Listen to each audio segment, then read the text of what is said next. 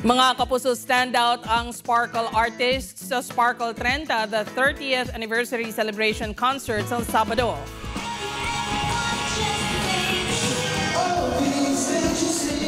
Nag-ala Taylor Swift sa iya production number si kapuso primetime princess Barbie Forteza.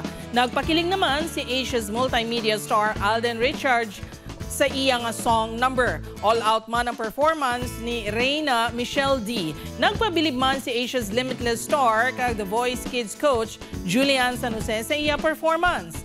Hataw naman si Miguel Tan Felix sa iya dance production kag nangin powerful man ang song and dance performance ni star of the new gen Jillian Ward. Good vibes ang dala nanday comedy concert queen Ai de las Alas, Bubay kag iban pang Sparkle comedians.